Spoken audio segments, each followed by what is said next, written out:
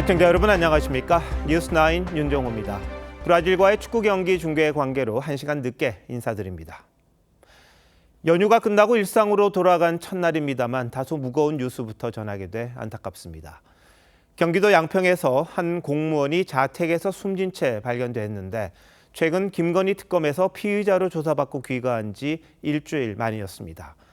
경찰은 자택에서 유서가 나왔다고 했습니다. 그런데 어떤 내용인지는 일절 말하지 않고 있습니다. 이런 가운데 야당이 고인이 조사 직후 작성한 메모라며 공개한 내용이 충격적입니다. 특검의 무리한 수사, 진술 강요, 회유. 여권이 검찰을 상대로 문제 삼았던 실태가 그대로 담겼는데 이게 사실이라면 큰 파장이 예상됩니다. 특검은 곧바로 압박이나 회유를 한 적도 할 필요도 없었다고 반박했는데요. 앞으로 진실 공방이 치열할 걸로 보입니다. 류태영 기자가 먼저 보도합니다. 경기도 양평군에 있는 한 아파트 단지에서 오늘 오전 50대 남성이 숨진 채 발견됐습니다. 양평군청 소속 사무관급 공무원으로 김건희 의혹 특검에서 조사를 받고 나온 지 일주일 만입니다.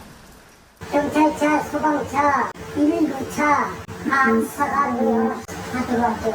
고인이라고 싶었죠. 고인이 출근하지 않자 집에 찾아온 동료들의 신고를 받은 경찰과 소방관들이 발견했습니다. 출근 안 하시니까 이제 집을 찾아간 거죠. 경찰은 현장 상황과 유족의 진술, 자택에서 유서가 발견된 점 등으로 볼 때 타살 혐의점은 없는 것으로 보고 있습니다. 지난 2016년 양평군청에서 개발부담금 관련 업무를 맡았던 고인은 지난 2일 김건희 특검에서 피의자 신분으로 조사를 받았습니다. 앞서 지난 7월엔 김건희 특검의 공천 개입 의혹 수사 대상이던 최호 전 경기도의회 의원이 숨진 채 발견된 바 있습니다. TV조선 류태영입니다. 야당은 오늘 오후 숨진 공무원이 생전에 썼다는 자필 메모를 공개했습니다. 직접 내용을 읽기도 했는데요. 여기엔 특검 수사관들이 기억에 없는 진술을 강요하고 야당 현역 의원을 지목하라고 했다는 내용이 담겼습니다. 이어서 김예나 기자가 전합니다.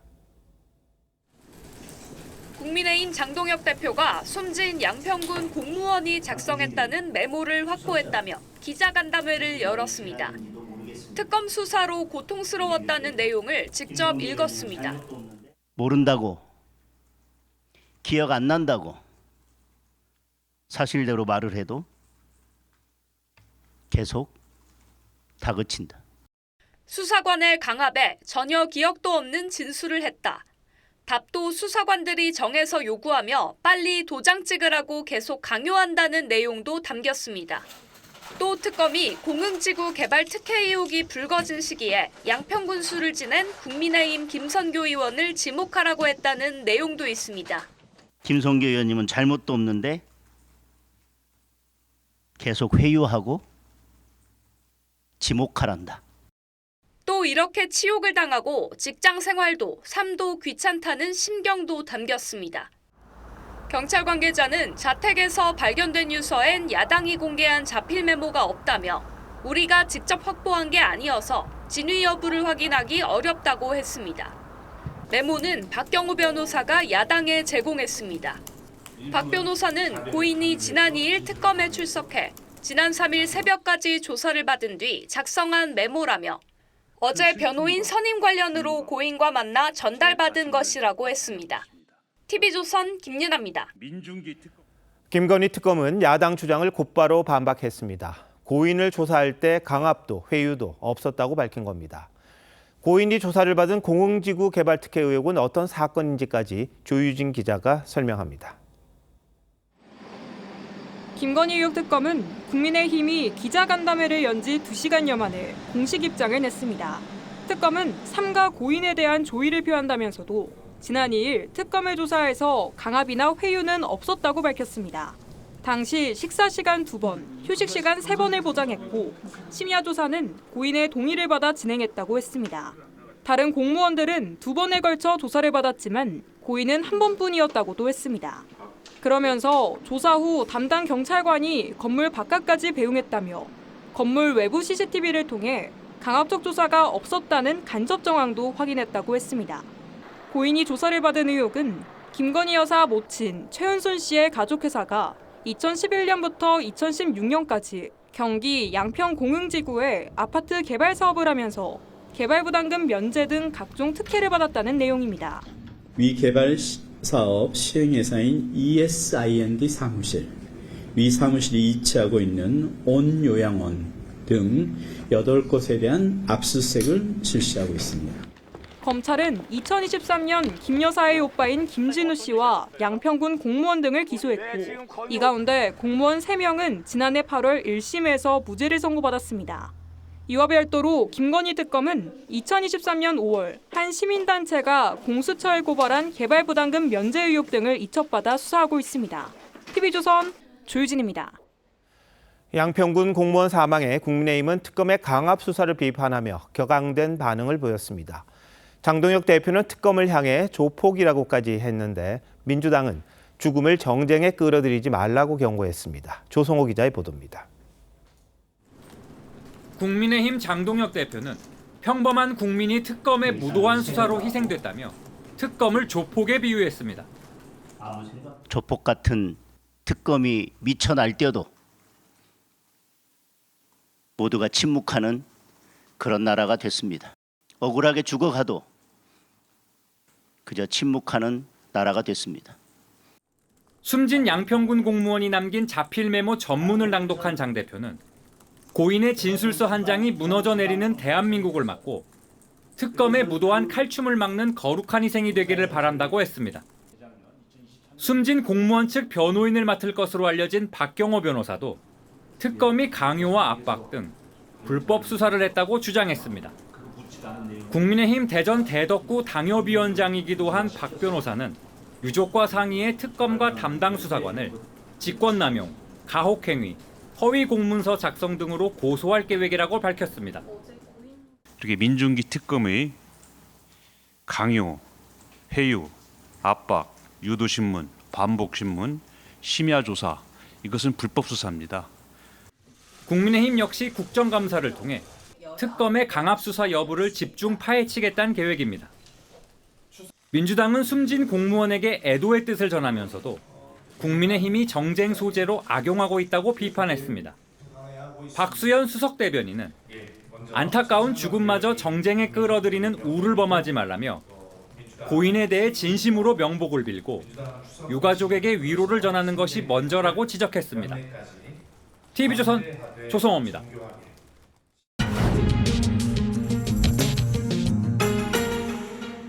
보신 것처럼 특검은 강압과 해유가 없었다지만 야당은 이 문제를 그냥 넘어가지 않을 태세입니다. 메모 공개의 배경, 특검 조사 등에 미칠 파장, 뉴스 더에서 더 짚어보도록 하겠습니다. 정치부 김하림 기자 나왔습니다.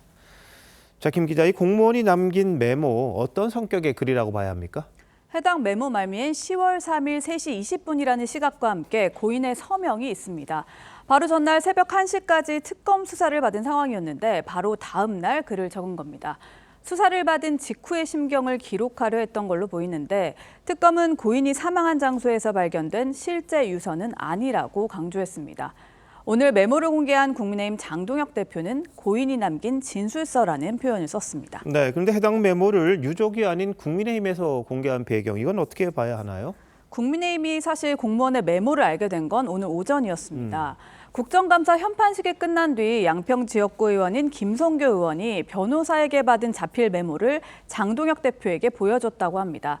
이때는 물론 공무원의 사망 소식을 알기 전이었고요. 메모를 본 장 대표는 당 차원에서 좀 챙겨보자고 했는데 그 이후 점심때쯤 사고 소식을 접하게 된 겁니다. 민주당은 국민의힘이 고인의 사망을 정치적으로 쟁점화하려 한다고 비판하고 있는데요. 국민의힘은 이진숙 전 방통위원장 체포를 비롯해서 이재명 정부가 정치적 목적으로 전방위로 과도한 수사를 한다는 인식을 갖고 있습니다. 무리한 수사의 부작용이 하나둘 터져 나오고 있다는 겁니다. 네, 근데 여권이 추진하는 검찰 개혁의 명분, 거기 보면 이제 결과를 정해놓고 몰아가는 듯한 수사, 또 강압 수사 이런 것들이 다 들어있잖아요. 만약 이 고인이 쓴 메모가 사실이라면 최근 특검 수사도 여권이 주장해왔던 그런 나쁜 행태, 거기서 크게 벗어나지 않는 것 같습니다.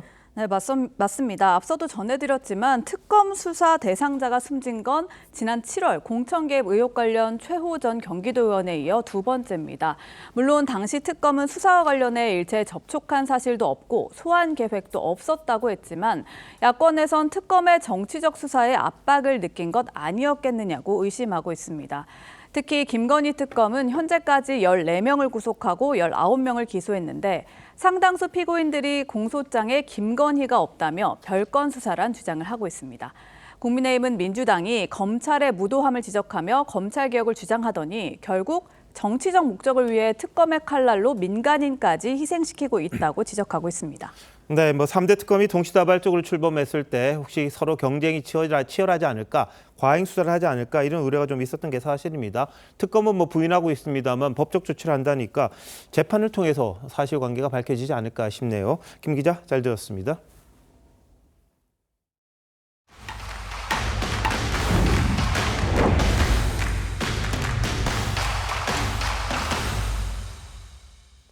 다음 주 국정감사에서 나올 정책 이슈들을 미리 짚어보는 시간입니다. 취재 기자들이 열심히 의원 회관을 돌며 단독 기사들을 많이 취재해 왔는데 먼저 배드뱅크 관련입니다. 이재명 정부가 소액의 빚을 진 채무자들의 부담을 덜어준다며 새 도약 기금 최근 출범시켰죠. 그런데 재단 대표를 문재인 정부 당시 같은 취지로 만들었던 배드뱅크 책임자 양혁승 이사장에게 맡겼습니다. 그런데 지난 7년 동안 적극적인 활동이 없어서 돈이 거의 그대로 남아왔다고 합니다. 자격 시비가 나올 수밖에 없습니다. 이채림 기자의 단독 보도입니다. 문재인 정부는 장기 소액 연체자들의 빚을 탕감해주겠다며 금융권 출연기금 1,062억 원으로 장기 소액 연체자 지원재단을 만들었습니다. 양혁승 이사장이 이끈 이 재단은 2018년 5만 6천 명의 채권을 없애는 데 12억 원을 사용한 이후 다른 지원 사업은 하지 않았습니다. 그러는 사이 기금엔 152억여 원의 이자가 붙었고 이 돈은 재단 인건비와 이사회 회의 수당 등으로 쓰였습니다. 전 정부가 만든 배드뱅크에 1,000억 원 넘는 돈이 남아있는데도 이재명 정부는 또 다른 배드뱅크, 새 도약 기금을 지난 1일 출범시켰습니다. 기금 규모도 문재인 정부 배드뱅크 때보다 8배 늘어난 8천억여 원으로 이 가운데 절반가량은 또다시 금융권으로부터 조달받겠다는 계획입니다. 문재인 정부 배드뱅크를 이끌었던 양 이사장이 새 배드뱅크 대표를 다시 맡는 것도 논란입니다. 1,000억을 제대로 집행하지 못하는 사람이 8천억을 굴려야 하는 배드뱅크의 장으로 간다는 것 자체가 중소기업 경영에 실패한 경영자가 대기업의 경영자의 책임적으로 가가지고 것처럼 보이거든요. 이 같은 코미디가 어디 있겠습니까? 장기 소액 연체자 지원재단 측은 TV조선에 재단의 남은 기금으로 새 도약기금의 혜택을 받지 못하는 다른 채무자들을 도울 방법을 강구해 보겠다고 했습니다. TV조선 이채리입니다. 온라인에서 불법 유통돼 적발된 마약류가 1년 새 4배 폭증했습니다. 그런데 판매 사이트 차단은 지지부진합니다. 사이트를 막아야 할 방송미디어통신심의위원회가 정치적 논란 속에 파행을 겪고 있기 때문인데요. 박재훈 기자가 실태를 단독 취재했습니다. 해외 직구로 국내에 들어온 마약류 과자와 젤리 등입니다. 지난달 판매 사이트를 적발한 식품의약품안전처가 방송미디어통신심의위원회에 접속 차단을 요청했지만 한 달이 지나도록 그대로입니다. 대마 성분인 칸나비디올이 든 사탕을 판매하는 해외 직구 사이트인데요. 아직도 이렇게 클릭 몇 번으로 물건을 살 수 있습니다. 마약을 거래하는 텔레그램 계정 역시 식약처의 차단 요청에도 몇 달째 접속이 가능한 상태입니다. 식약처의 사이트 차단 요청을 받은 심의위는 자체 회의를 열어 이를 심의, 의결해야 합니다. 하지만 지난 6월 위원장 사퇴 후 위원 수가 9명에서 2명으로 줄고 조직 개편 후엔 위원 2명의 자격 논란이 불거지면서 회의 소집마저 어려워졌습니다. 불법 마약류는 지난 2020년 3,500여 건에서 2023년 11,200여 건, 지난해에는 약 5만 건으로 1년 새 4배나 적발이 늘었지만 단속이 속수무책인 상황입니다. 식약처에도 차단 권한을 부여해가지고 식약처에서는 적발과 동시에 차단할 수 있는 그런 제도적 보완이 크게 필요하다고 봅니다. 심의위가 파행을 겪고 재기능을 못하는 사이 국민들이 마약에 손댈 수 있는 기회만 늘고 있습니다. TV조선 박재훈입니다. 최근 동남아에서 우리 젊은이들이 이런저런 범죄의 대상이 되고 있는데 한 대학생이 캄보디아에서 고문까지 당한 뒤 살해된 사건이 이제서야 알려졌습니다. 고수익을 미끼로 유인해 납치한 뒤 몸값을 주지 않자 변을 당한 것으로 보입니다. 이심철 기자가 보도합니다.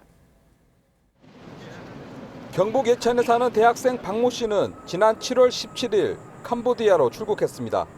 그런데 일주일 뒤 아들이 독일 박람회에 간 줄 알았던 아버지에게 돈을 요구하는 전화가 걸려왔습니다. 목도한 데가 있어요. 미안한 상황지가 않았어요. 저런데인데 돈을 통화를 했어요. 같은 700만 원 좀 구해달라, 빨리 좀 보내달라. 큰 돈을 마련할 수 없었던 가족들은 요구에 응하지 않았고 박 씨는 보름 뒤인 8월 8일 숨진 채 발견됐습니다. 시 씨는 아직까지 송환되지 않고 있습니다. 저번 달에 이야기가 잘 돼가 가더니 또 갑자기 또 보류시키더라고요. 현지 경찰은 박 씨가 고문으로 인한 극심한 통증 때문에 심장마비로 숨진 걸로 파악했습니다. 박 씨 씨는 한국인 대상 취업 사기가 잦은 캄보디아 복고산 지역에서 발견됐습니다. 한 달에 3천만 원까지도 벌 수 있다며 유인한 뒤 각종 명목으로 빚을 지우고 감금해 일을 시키는 겁니다. 캄보디아에 가면 무조건 빚이에요. 에이전트 소개비 5,000불, 그리고 방 한 달 살 거 아니에요. 그거 2,000불. 그만 줄래. 그러면 너 5,000불 뱉고 가. 너 8,000불 뱉고 가. 2023년까지 20건 내외였던 캄보디아 내 한국인 납치 신고는 지난해 220건, 올해는 8월까지만 330건으로 급증하고 있습니다. TV조선 이심철입니다. 캄보디아는 앙코르와트 같은 관광지로 익숙한 곳이었는데 어쩌다가 범죄의 소굴이 됐을까요? 다른 동남아 나라들은 안전한 건지, 이들은 왜 한국인을 범죄의 대상으로 삼는 건지 신유만 기자와 따져보겠습니다. 신 기자, 이번 피해자는 취업 박람회를 간다고 했잖아요. 그런데 왜 거기까지 가는 겁니까? 네, 동남아 범죄 조직들이 말 그대로 혹할 만한 조건으로 유혹하기 때문입니다. 이들은 SNS를 통해 간단한 서류 작업 같은 쉬운 일로 한 달에 수백만 원에서 많게는 1,000만 원까지 벌 수 있다고 홍보합니다. 이 말해소가 현지에 도착하면 범죄 조직원들이 차량에 태워서 범죄단지 안으로 데려갑니다. 높은 담장과 철조망으로 둘러싸인 이곳에서 한국인들은 사이버 사기 범죄에 동원됩니다. 물론 앞서 리포트 보신 것처럼 몸값을 노리고 납치하는 사례도 한 해 수백 건이 됩니다. 자, 그럼 거기 가서 어디서 뭘 하는 겁니까? 우리나라 사람들을 대상으로 한 보이스피싱이나 로맨스 스캠 같은 사기에 가담하게 됩니다. 외부와의 연락이 차단된 이곳에서 피해자들은 협박, 고문, 인신매매 등의 대상이 되고 있습니다. 실적 안 나오면 때리고, 욕하고, 죽인다고 하고, 미얀마로 팔려가거나 아니면 여자애들 같은 경우에는 사무실 폭력도 안 좋은 일이 겪거나. 한국인을 노리는 이유가 있겠죠? 네, 한국인 대상 사기가 범죄 조직의 주요 사업인데 피싱을 할 때 해외 계좌로 돈을 보내라고 하면 금방 탄로가 나기 때문에 한국 통장이 필요합니다. 한국인들은 비대면 앱을 통해서도 통장을 개설할 수 있는 등 그 절차가 쉽고 그들 입장에서는 거래 한도도 높은 편이라 한국인들을 협박해서 통장을 갈취하는 겁니다.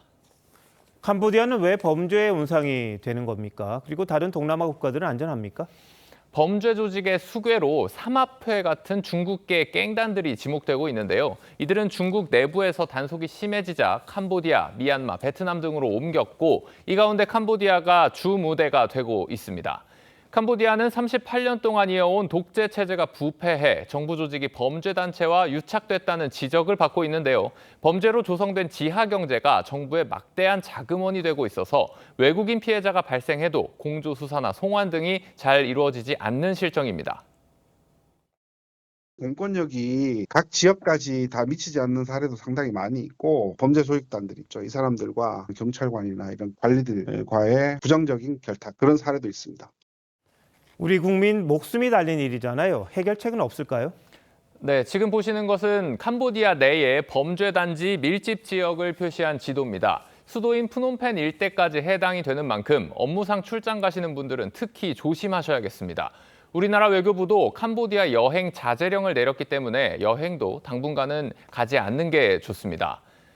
정부 차원에서는 현지 영사관과 파견 경찰 인력의 증원이 시급하게 필요하고요. 캄보디아 등에 대해 외교적 압박을 해야 한다는 지적도 나옵니다. 우리나라가 캄보디아에 제공하고 있는 원조량이 상당하기 때문에 그것이 캄보디아 정권에 대한 어느 정도의 외교적인 압박선으로 사용될 수도 있습니다. 필리핀 등에는 한국인 범죄를 대상으로 하는 코리아 데스크 이런 게 있는 것 같은데요. 다른 나라에도 이런 시스템을 좀 도입해서 우리 국민이 안전할 수 있어야겠군요. 신 기자 잘 들었습니다.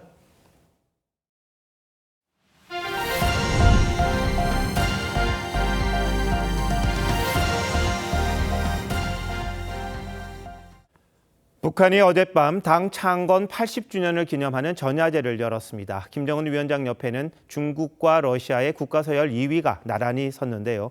김정은은 북한을 사회주의 낙원으로 만들겠다고 했습니다. 행사의 하이라이트가 될 열병식, 잠시 뒤 열릴 가능성이 커 보입니다. 이채영 기자가 보도합니다. 평양 능라도 경기장 상공에 불꽃이 터지고 수만 명이 집단 체조로 화려한 문양을 만듭니다. 어젯밤 북한의 당 창건 80주년을 축하하는 공연이 열렸습니다. 감격한 듯 눈시울을 붉히고 엄지를 치켜드는 김정은 우측으로 리창 중국 총리, 왼편으론 또람 베트남 서기장과 메드베데프 러시아 부의장이 섰습니다. 김정은은 이 중에서 리창 총리를 여러 차례 예우하는 모습을 보였습니다. 김정은은 연단에서 한미를 제국주의 세력으로 비난하며 핵 개발을 정당화했습니다. 제국주의 연합 세력의 반사회주의 책동에 강력한 저지선을 조성하고 오늘도 적수국들이 흉포한 정치 군사적 압력 책동에 북한을 훌륭한 사회주의 낙원으로 만들겠다고도 했는데 북중러의 베트남까지 더한 사회주의 연대를 통해 대북 제재를 무력화한 뒤 경제 협력에 나서는 외교 구상을 밝힌 셈입니다. 김정은 시대가 최고의 전성기다. 북러 밀착, 북중 관계 회복 이걸 중심으로 김정은의 신냉전 외교를 하고 있다. 당 창건일의 하이라이트인 대규모 열병식은 오늘 밤 열릴 것으로 우리 군은 보고 있습니다. 북한은 열병식에서 신형 대륙간 탄도미사일 화성 20형 등을 공개하며 핵무력을 과시할 걸로 보입니다. TV조선 이채연입니다. 일본 연립 여당인 공명당이 집권 자민당과 26년 만에 결별을 선언하면서 다카이치 사나의 자민당 총재의 총리 선출에 빨간불이 켜졌습니다. 과반을 차지하는 정당이 없어 연합을 해야 하는데 자민당으로서는 중요한 우군이 빠져버렸기 때문입니다. 결과를 장담하기 어려운 거죠. 최윤정 기자가 알아봤습니다. 상기된 표정에 다카이치 사나의 자민당 신임 총재가 기자회견에서 공명당이 일방적으로 연립정부 탈퇴를 통보했다고 밝혔습니다. しかしながら、先方からはそれは具体的な回答ではないと、いうことで一方的に連立政権からの離脱を伝えられました。 사이토 데스오 공명당 대표는 오늘 오후 다카이치 총재와 1시간 반 동안의 회담에서 후원금 문제에 대한 충분한 답변이 없었다며 연정에서 이탈할 방침이라는 뜻을 전달했습니다. 중도 보수를 표방하는 공명당은 다카이치의 극우 성향과 정치자금 스캔들 대응 등을 문제 삼아왔습니다. 第一党である自民党の政治資金をめぐる問題によりまして国民の政治全体への信頼が大きく損なわれております。 공명당의 연정 이탈로 다카이치 총재의 총리 취임도 장담할 수 없게 됐습니다. 지난 26년간 자민당은 공명당과 연합해 국회의원 선거를 치렀고 총리 선거 때는 공명당이 자민당 총재를 밀어왔습니다. 현재 총리 지명을 가늠하는 중의원에서 자민당은 196석으로 지명에 필요한 과반인 233석에 모자라는 상황인데 24석의 공명당과의 결별로 더 어려운 상황이 됐습니다. 야당 3당이 연합하면 다카이치 총재가 새 총리에 당선되지 못할 수도 있습니다. 다만 일본의 야당들은 이념적으로 분산돼 있어 연합하기 쉽지 않아 정권 교체를 예단하기 어렵다는 관측에도 힘이 실리고 있습니다. TV조선 최윤정입니다. 다음 소식입니다. 국가정보자원관리원 화재로 마비된 전산망 복구율은 아직 30%대에 머물고 있습니다. 화재 원인이 업무상 부주의였다는 점도 드러나고 있습니다. 모든 전원을 차단했어야 했는데 작업자들이 일부 전원은 끄지 않고 배터리를 옮겼다고 합니다. 김다로 기자입니다. 국가정보자원관리원은 화재 발생 다음 날 리튬이온 배터리를 지하로 옮기는 작업을 하면서 전원을 차단했다고 밝혔습니다. 사전 작업으로서 전원을 내리고 케이블을 끊고 그 하는 과정에서 전원은 끊었습니다. 하지만 경찰 조사 결과는 달랐습니다. 경찰은 주전원은 내렸지만 배터리가 꼽혀있는 보관함의 차단기는 내리지 않았다는 진술을 확보하고 공사 관계자를 추가 입건했습니다. 이로써 이번 화재로 입건된 관계자는 모두 5명으로 늘었습니다. 또 로그 기록에서도 최초 발화한 배터리의 충전율이 90%였던 사실을 확인했습니다. 배터리를 옮길 때 충전율을 30% 밑으로 떨어뜨려야 한다는 업계의 안전 지침을 지키지 않은 겁니다. SOC가 높은 상태에서는 정기적 충격이나 물리적 충격이나 충격이 갔을 때 화재가 진행될 수가 있어요. 경찰은 현장에서 회수한 배터리를 분해 검사하고 동일 기종 배터리로 재현 실험도 진행할 예정입니다. 배터리 내부의 잘못 교환이냐 이것도 원인이 될 수 있잖아요. 재현 실험 같은 경우는 그 부분을 확인하는 작업이라고 보시면 돼요. 행정안전부는 화재 발생 2주가 지난 어제서야 이번 화재로 마비된 전산망이 647개가 아닌 709개라고 정정했는데 복구율은 오후 6시 기준으로 33%에도 미치지 못하고 있습니다. TV조선 김다로입니다. 이재명 대통령은 휴가 중에 국가정보자원관리원을 방문했습니다. 비상근무 중인 직원들을 격려하는 차원이었다고 합니다. 하지만 최근 있었던 예능 프로그램 출연 논란을 진화하기 위한 행보라는 해석도 있습니다. 최지원 기자가 보도합니다. 이재명 대통령이 윤호중 행안부 장관, 하정우 대통령실 AI 수석 등과 대전 국가정보자원관리원을 찾았습니다. 배터리 전기 화재로 국가 전산망 손실 사태가 벌어진 지 15일 만입니다. 화재구역 침수조와 불이 난 전산실, 장비 분진 제거 현장을 차례로 둘러본 이 대통령은 국가 전산 자원의 중요도는 국방과 비견할 만하다며 재발 방지 대책 마련 등을 주문했습니다. 또 비상 근무 중인 직원들이 신체적, 정신적 위험에 노출돼선 안 된다며 안전도 당부했습니다. 이번 방문은 이 대통령이 추석 연휴에 이어 하루 쉬겠다며 연차를 낸 당일 이루어졌습니다.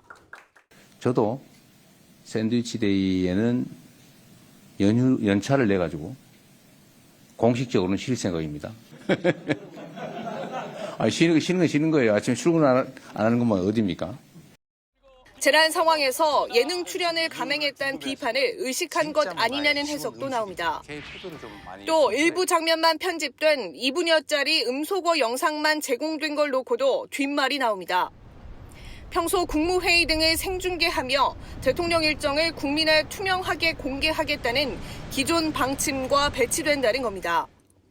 대통령실은 장소와 간담회 내용 등의 보안 사항이 섞여 있기 때문이라며 이전부터 잡혀있던 일정일 뿐 예능 논란과도 무관하다고 설명했습니다.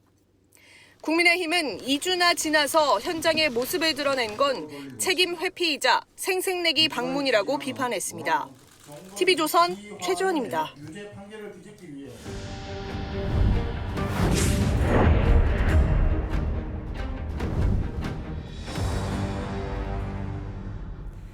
미등록 이주 아동 기획보도 오늘도 이어갑니다. 어제 전해드렸듯 미등록 아동들은 한국에서 태어났지만 법적인 신분이 없는 채로 살아가고 있습니다. 그런데 이들에게도 국내에 합법적으로 머물 수 있는 길은 있습니다. 정부가 심사를 거쳐 임시 체류 자격을 주고 있는데 혜택은 소수만 받고 있습니다. 김승돈 기자가 취재했습니다. 2008년 입국해 가구 공장에서 일해온 필리핀 부부. 한국에서 낳은 아들은 공부 잘하는 고등학생으로 자랐습니다.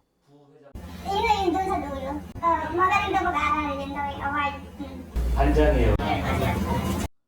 아들을 위해 올 초 일도 그만두고 임시 체류 자격을 신청했습니다. 하지만 10달째 아무런 소식이 없습니다. 신청했어요. 안 나와요. 답답해요. 일 못해요. 정부는 교육권 보장을 위해 4년 전부터 심사를 거쳐 미등록 이주 아동과 부모에게 임시 체류 자격을 주고 있습니다.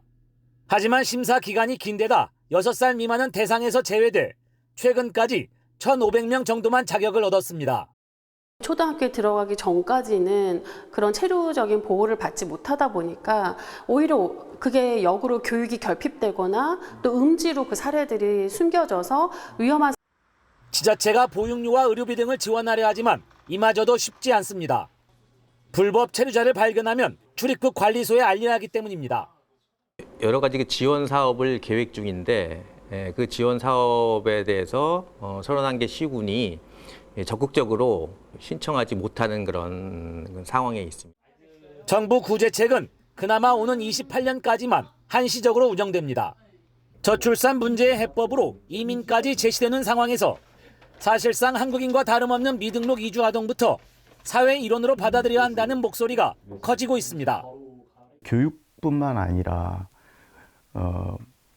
건강권 내지는 생존권과 관련된 모든 사안에 대해서 우리가 들여다봐야지. TV조선 김승도입니다. 긴 연휴가 끝나고 열린 국내 주식시장은 뜨거웠습니다. 코스피는 3,600선을 돌파하며 또 사상 최고치를 썼습니다. AI 열풍을 타고 반도체주가 상승을 이끌었습니다. 오현주 기자가 보도합니다. 개장 직후 3,600선을 뚫은 코스피는 3,610.60에 안착했습니다. 연휴 직전 3,500을 돌파한 뒤 거래일 기준 하루 만에 사상 최고치를 또 갈아치운 겁니다. 반도체주를 위주로 외국인이 1조 610억 원치 순매수하며 지수 상승을 견인했습니다. AI 투자와 관련된 것들이 쏟아지는 상황들이고 거기에 마중물을 하는 것들이 이제 외국인의 순매수인 부분들이고 대부분 이제 전기전자 쪽으로. 반도체 투톱인 삼성전자와 SK하이닉스는 각각 6%, 8% 올라 나란히 신고가를 경신했습니다. 젠슨 황 엔비디아 CEO가 컴퓨팅 수요가 급격히 증가했다고 AI 낙관론에 불을 지핀 데다 오픈 AI의 계속된 반도체 동맹 소식이 반도체 업계에 훈풍을 불어넣고 있습니다. 오픈 AI는 삼성과 하이닉스의 웨이퍼 기준 월 90만 장 공급을 요청한 데 이어 엔비디아의 유일한 대항마로 꼽히는 AMD와도 AI 칩 대규모 공급 계약을 맺었습니다. D램 가격도 AI 열풍을 타고 상승 추세입니다. 한참 슈퍼사이클 속에서 호황기에 접어들었다라고 표현하는 게 제가 보기에 맞는 것 같고요. 크게 주요 산업이 늘지 않았는데 오래 가지는 못할 것 같다는 게. 오는 14일 삼성전자를 시작으로 이어지는 3분기 실적 발표가 시험대가 될 전망입니다. 한미 관세 협상도 변수입니다. 3,500억 달러 현금 투자 압박에 원달러 환율은 1,420원으로 급등해 5개월 만에 최고치를 기록했습니다. TV조선 오현주입니다. 대표적 사퇴 이후 한동안 칩거했던 친한계, 다시 말해 한동훈 전 대표 지지자들이 몸을 풀기 시작했습니다. 한 전 대표가 자신의 유튜브에서 배달 체험을 하고 난 뒤 문제를 제기하자 배달 수수료를 제한하는 법안을 공동 발의한 겁니다. 여야가 치열하게 정쟁을 벌이는 와중에 정책으로 차별화하겠다는 의도로 보입니다. 장윤정 기자가 보도합니다. 국민의힘 한동훈 전 대표는 민심 경청 행보의 일환으로 치킨 배달 체험에 나섰습니다. 당시 치킨집 사장은 가장 큰 애로사항으로 높은 배달앱 수수료를 꼽았습니다. 25,000원을 치면 저희가 정상 받는 게 한 17,000원. 그 배달비 빼고 한 8,000원 정도가 빠져나오네요. 거기서 저희는 재료값도 빼야 됩니다. 해당 유튜브가 공개된 이후 보름 만에 박정훈 의원 등 친한계 의원 12명이 이른바 배달 플랫폼 갑질방지법을 발의했습니다. 배달 플랫폼이 업체에 부과하는 중개 수수료와 결제 수수료, 광고비의 총합이 주문 매출액의 15%를 넘지 못하게 하는 내용을 담고 있습니다. 어려운 경제 현실에서 배달 플랫폼이 과도하게 이익을 챙길 수 있는 이 구조를 바로잡기 위한 것으로 이해해 주시면 좋겠습니다. 이재명 대통령도 지난 대선 당시 배달앱 수수료 상한제를 공약으로 냈었는데 국민의힘 윤한홍 정무위원장은 수수료가 오히려 소상공인과 소비자에 전가될 수 있다고 반대한 바 있습니다. 친한계가 내년 지방선거를 앞두고 정책 차별화를 통한 중도층 공략에 나선 거란 해석이 나옵니다. 다만 친한계 한 의원은 선거용이 아닌 민생 법안이라며 다음 주부터 한 전 대표가 다시 민심 경청 행보를 이어갈 예정이라고 말했습니다. TV조선 장윤정입니다. 국정감사 시작을 사흘 앞두고 여야의 전선이 더 선명해지고 있습니다. 민주당은 이번 국정감사를 이른바 조이대 국감으로 치를 방침입니다. 조 대법원장이 증인으로 출석하지 않으면 동행명령장을 발부하는 방안까지 검토하고 있습니다.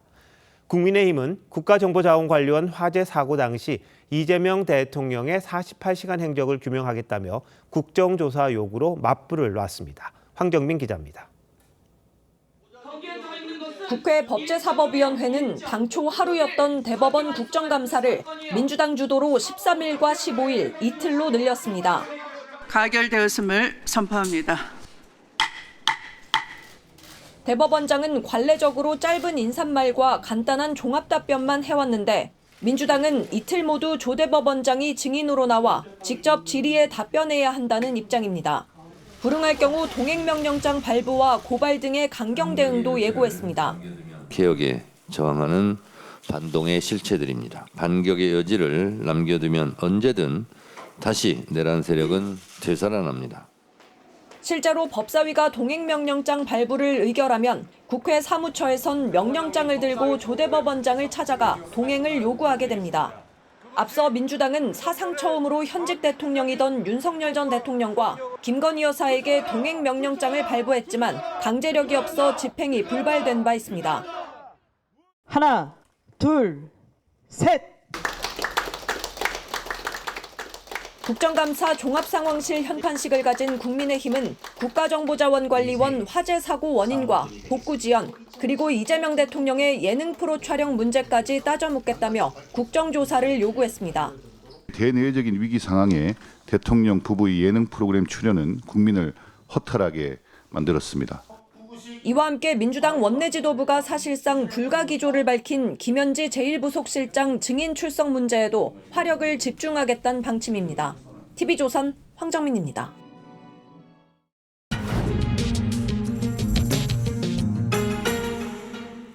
정치 연안에 한 발 더 들어가 궁금증을 풀어드리는 정치 더 시간입니다. 조선일보 배성규 정치 에디터 나오셨습니다. 어서 오십시오.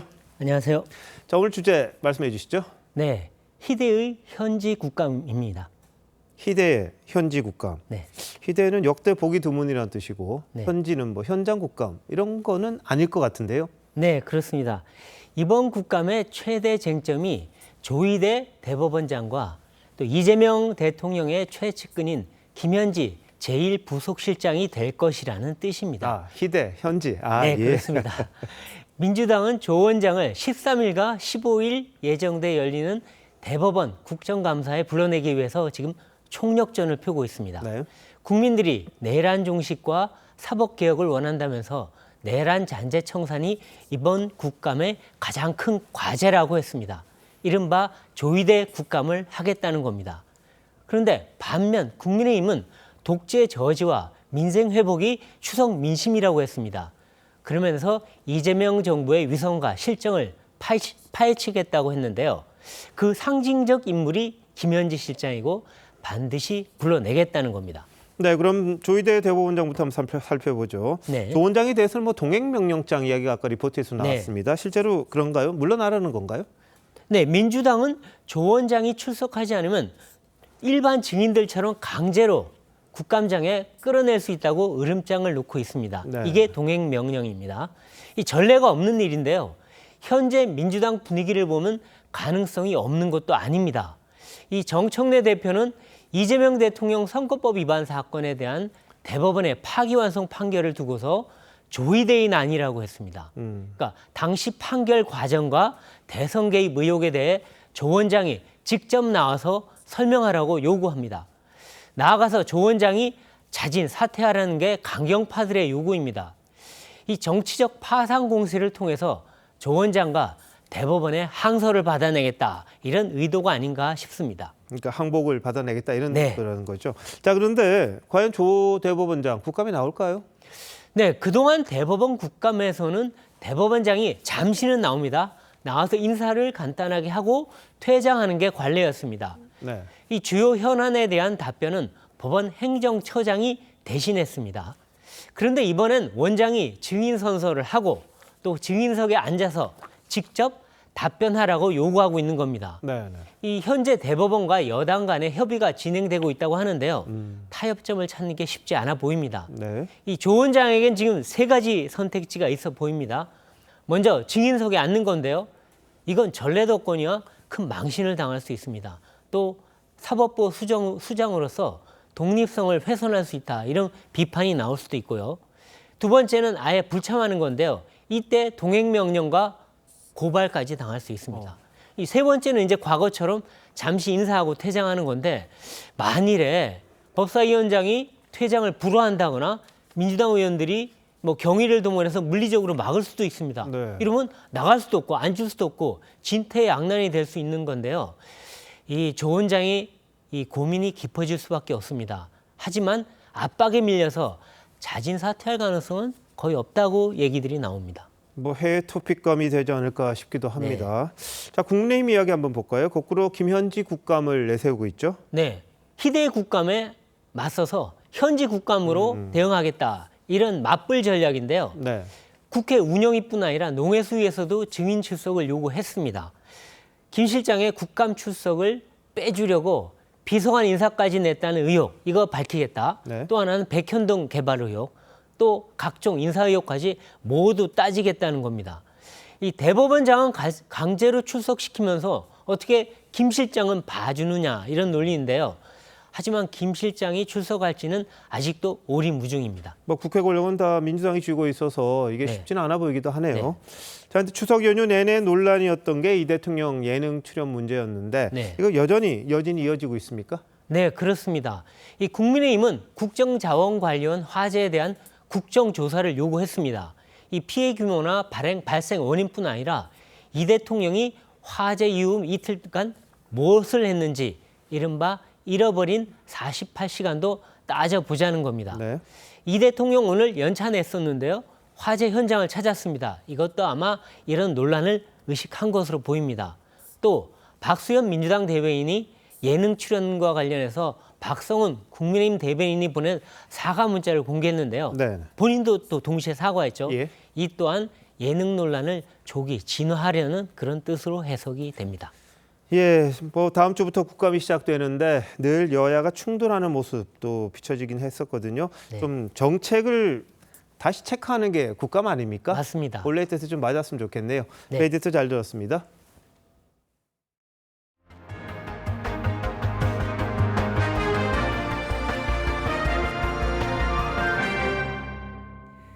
트럼프 미국 대통령이 노리던 노벨 평화상 수상자로 베네수엘라 정치인 마리아 코리나 마차도가 선정됐습니다.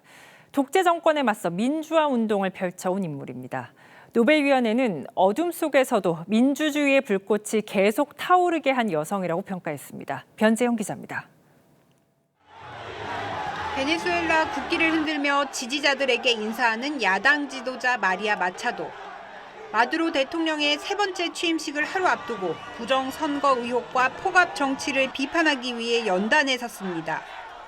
a la Constitución y a la soberanía popular estarán sentenciando su destino. 20년 넘게 독재 정권 아래 민주주의를 외치며 비폭력 저항 노선을 이어온 마차도에게 올해 노벨 평화상이 돌아갔습니다. This is a movement. This is a achievement of a whole society. I am just, one person.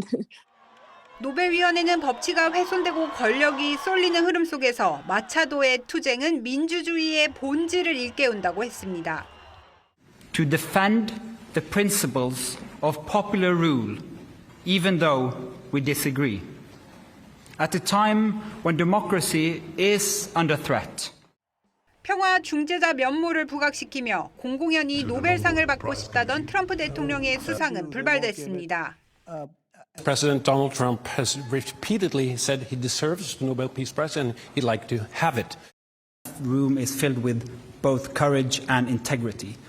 상금으로 16억 4천만 원을 받게 되는 노벨 평화상 수상자 가운데 여성 수상자는 마차도를 포함해 20명으로 늘었습니다. TV조선 변재영입니다. 이스라엘과 하마스가 합의한 가자 전쟁 1단계 휴전 조치들은 조금씩 이행되는 모습입니다. 하지만 전쟁이 실제로 끝나기까지는 넘어야 할 산이 많아 보입니다. 다음 2단계로 트럼프 미국 대통령이 하마스 무장 해제를 제시했는데 하마스는 수용할 수 없다고 밝혔습니다. 김자민 기자입니다. 가자지구 국경 인근에서 이스라엘군의 장갑차들이 이동합니다. 1차 휴전 합의에 따라 이스라엘군이 가자지구 일부 지역에서 철군을 시작했습니다. 트럼프 대통령은 이스라엘 인질들이 풀려나는 오는 13일이나 14일에 맞춰 협상이 벌어진 이집트를 직접 방문하겠다고 했습니다.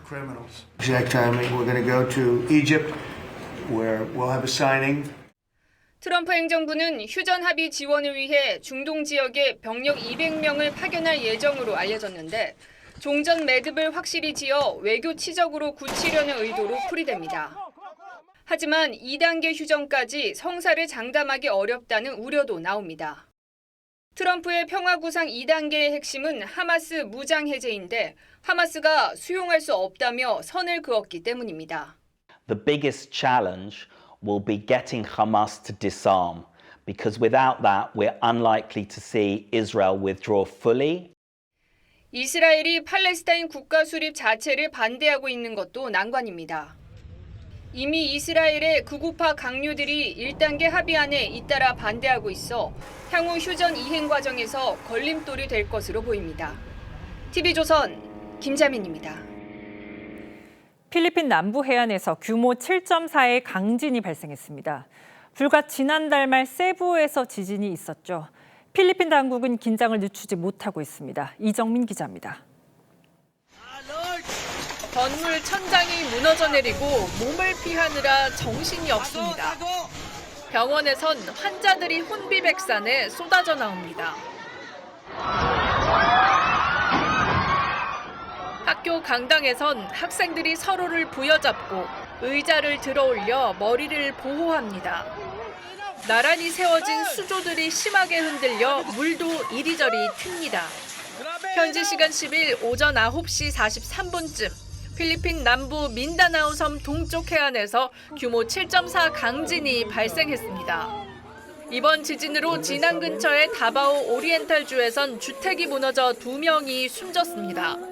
건물 외벽은 무너지고 도로도 갈라졌습니다. 한때 민다나오 섬엔 높이 최대 1m의 쓰나미 경보가 발령됐다 해제됐습니다.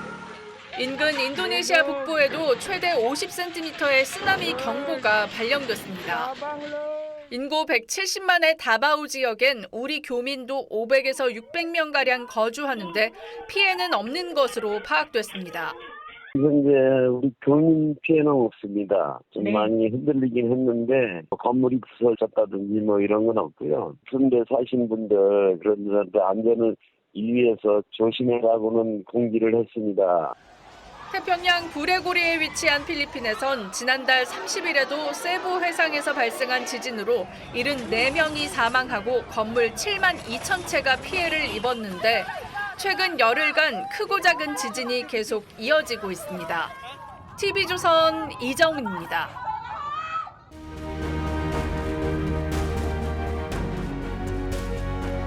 (1917년이었습니다) 러시아에서 공산혁명이 일어난 뒤 붉은 깃발이 전 지구를 떠돌았습니다. 工农大众就应该是这天下的主人。工友们，马克思说的革命必将普及全世界。我们中国的工人。 조선공산당 중앙조직위원회를 결성하신 위대한 수령님께서는 1945년 10월 10일 우리 당의 창건을 온 세상에 선포하셨습니다. 중국은 1921년, 북한은 1945년 지금의 공산당 체제를 세웠습니다. 1989년 베를린 장벽이 무너지고 1991년 소련이 붕괴될 때 체제 경쟁 끝났다고 믿었습니다.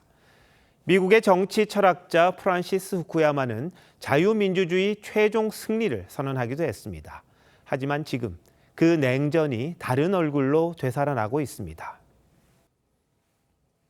今天人类又面临和平还是战争，对话还是对抗，共赢还是零和的抉择。 지난 9월 중국天安门 광장입니다. 시진핑과 푸틴, 김정은이 한 무대에 섰습니다. 북중러 삼각동맹이 재결집하면서 신냉전의 불씨를 되살렸습니다. 오늘은 북한 노동당 창건 80주년 행사에 또다시 붉은 동맹이 손을 잡았습니다. 미제에 가중되는 핵전쟁 위협에 대처하여 경제 건설과 핵무력 건설을 병진시키면서 세계 진보 역량의 연대연합에 적극적인 기여를 하였습니다. 북한의 노골적인 핵 위협에 서방의 결속이 어느 때보다 필요할 때입니다. 그런데 어떻습니까? 한미 동맹은 관세 협상과 방위 문제로 흔들립니다. 한일 관계는 일본의 우경화 조짐에 냉기가 서리는 듯합니다. 캠프 데이비드에서 약속했던 한미일 공조 이미 멈췄습니다. 게다가 전후 미국이 만든 세계 질서는 무너졌습니다. 한반도 안보도 근본적인 변화에 직면한 겁니다. 지난 수년간 벼랑 끝 전술로 북한이 외교적으로 커가는 사이 우리는 뒷걸음쳤습니다. 무엇이 우리를 가장 안전하게 만들 것인가? 진지하게 물어야 할 때입니다.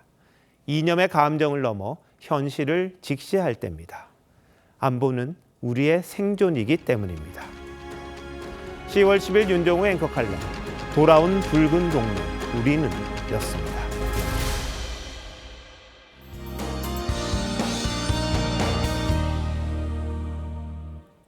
오늘 수도권 곳곳에 가을비가 내리며 한층 서늘해졌습니다. 추석 연휴 기간 동안 계속된 비가 이번 주말까지도 이어질 텐데요. 내일까지 경기 북부에 10에서 60mm, 서울을 포함한 경기 남부와 강원 북부에 10에서 40mm, 충청 북부에 5에서 10mm의 비가 예상됩니다. 내일 비가 내리지 않는 남부지방의 하늘은 맑게 드러나겠습니다. 아침 사이 남부 내륙으로는 가시거리 1km 미만의 안개가 끼겠습니다. 내일 아침 기온 서울 18도, 부산 21도로 오늘과 비슷하게 출발하고요. 내일 한낮 기온 서울 22도, 남부지방은 전주와 광주가 29도, 대구 28도로 늦더위가 나타나겠습니다. 당분간 동해안과 제주 해안에선 높은 너울에 유의하셔야겠습니다. 중부지방의 비는 길게 이어지겠고 다음 주 화요일에는 전국 대부분 지역에 비가 내리겠습니다. 날씨였습니다. 10월 10일 금요일 뉴스9 마칩니다. 시청해 주셔서 고맙습니다.